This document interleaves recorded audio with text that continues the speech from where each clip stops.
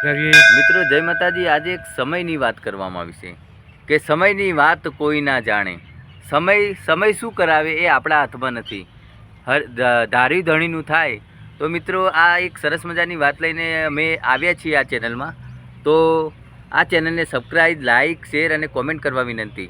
અને અમારી ચેનલમાં અવનવા વિડીયો આવી રહ્યા છે, તો એ વિડીયોને જોજો અને આ ચેનલને આગળ વધે એવા તમારા સૌના આશીર્વાદ જોઈએ છીએ।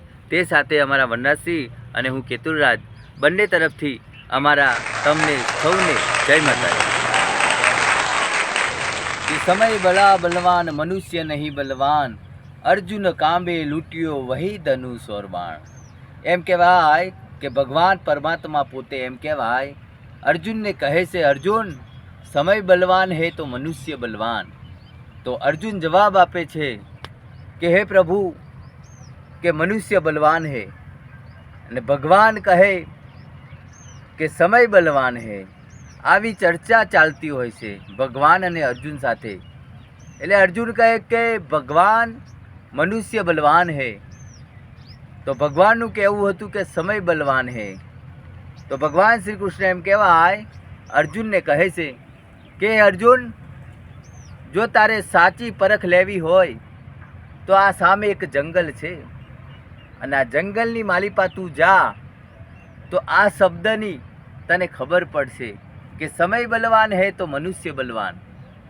એટલે એમ કહેવાય અર્જુન ધીમે ધીમે ધીમે ધીમે ધીમે ધીમે ધીમે ધીમે ધીમે ડગલા ભરતો ભરતો ભરતો ભરતો એમ કહેવાય જંગલની માલિપા જાય છે।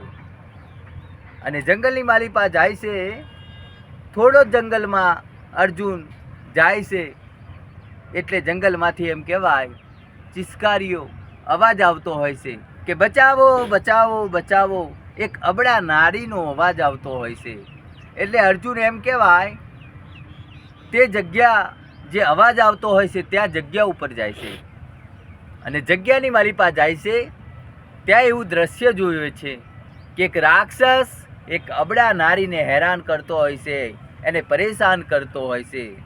અર્જુન આ બધું જોઈને ક્રોધિત થાય છે અને ક્રોધિત થયા પછી એમ કહેવાય એ રાક્ષસને કહે છે કે તું આ અબળા નારીને છોડ દે, નહીંતર તારો વધ કરી નાખીશ। એટલે પેલો જે રાક્ષસ હોય છે એ અર્જુનને કહે છે કે અર્જુન તો અહીંથી ચાલ્યો જા, નહીંતર તારા પ્રાણ હું લઈ લઈશ। એટલે અર્જુન અને રાક્ષસ વચ્ચે જોરદાર યુદ્ધ થાય છે। યુદ્ધમાં અર્જુન હારી જાય છે અને ત્યાંથી એમ કહેવાય કે રાક્ષસ અર્જુનની પાછળ પડે છે। તો અર્જુન ભાગતો ભાગતો ભાગતો એમ કહેવાય જંગલમાં દોડે છે, પણ જંગલમાં એક રાક્ષસ એવો હોય છે કે તેને હાથ પગ નથી હોતા અને એ રાક્ષસ અર્જુનને કહે છે કે મારી જોડે આવી જા, કે તારા જ હાથ પગ નથી તો તું મને કેવી રીતે બચાવીશ, કે તું મારી જોડે તો આવ। એટલે અર્જુન એમ કહેવાય એ રાક્ષસની જોડે જાય છે। કેવો રાક્ષસ કે જેને હાથ પગ નથી।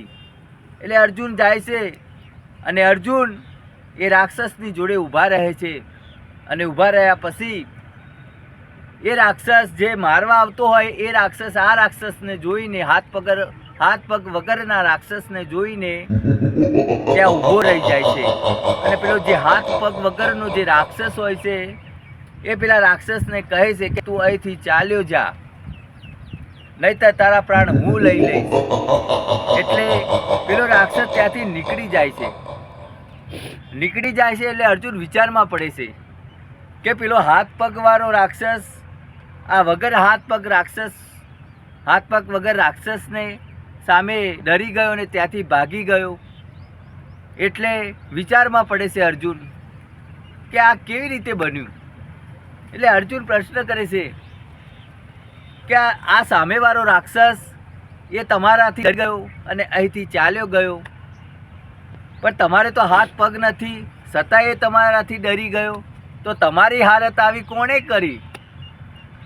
કે મારી હાલત હસ્તિનાપુરના પુત્ર પાંડવ પુત્ર અર્જુને મારી આ હાલત કરી છે।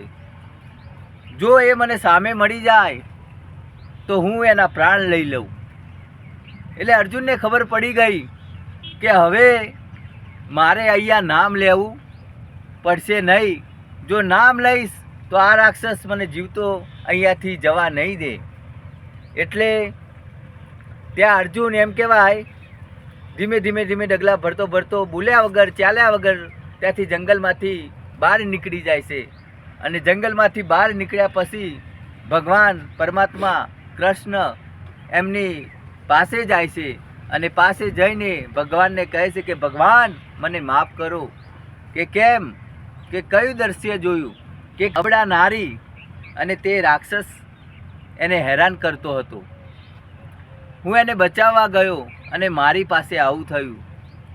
એટલે ભગવાનને કહે છે અર્જુન કે ભગવાન તમે જે મને કીધું ને કે સમય બલા બલવાન મનુષ્ય નહીં બલવાન, અર્જુન કાંબે લૂંટ્યો વહી ધનુષ ઓર બાણ. એટલે ભગવાન મને માફ કરજો, આ સમય બલવાન છે, મનુષ્ય બલવાન નથી. એટલે મિત્રો દરેકને મારે કહેવાનું એ ભાવ થાય છે કે આપણે કંઈ નથી, આપણે એકલા આવ્યા અને એકલા જવાના છીએ, સાથે પુણ્ય અને પાપ લઈ જવાના છીએ. તો દરેક મારા શ્રોતાઓને જણાવવાનું કે સમય બલવાન છે, મનુષ્ય નહીં બલવાન, આપણે બલવાન નથી. તો મિત્રો આ વિડીયો તમને ગમ્યો હોય મારી આ ચેનલને લાઈક, સબસ્ક્રાઇબ અને શેર કરવા વિનંતી. અને અમારા વનરાજસિંહને તમે સપોર્ટ આપો તો આગળ વધે અને આગળ વધે એટલે સારા કાર્યો કરે. તો તે સાથે હું કેતુરાજ અને અમારા વનરાજસિંહના જય માતાજી.